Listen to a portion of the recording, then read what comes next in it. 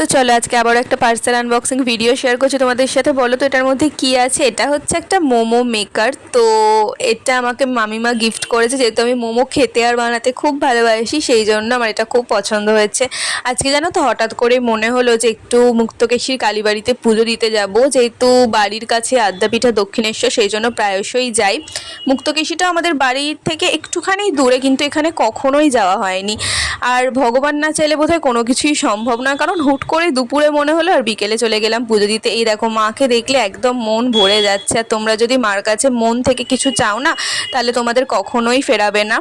তো এখানে আমি মন দিয়ে পুজো দিলাম, এরপরে মন শান্ত করে চলে গিয়েছিলাম গঙ্গার ঘাটে। ওখানেও বেশ কিছুক্ষণ বসেছিলাম, গঙ্গার ফুরফুরে হাওয়া খাচ্ছিলাম সন্ধেবেলাতে, যদিও সেদিনকে ভাটা ছিল।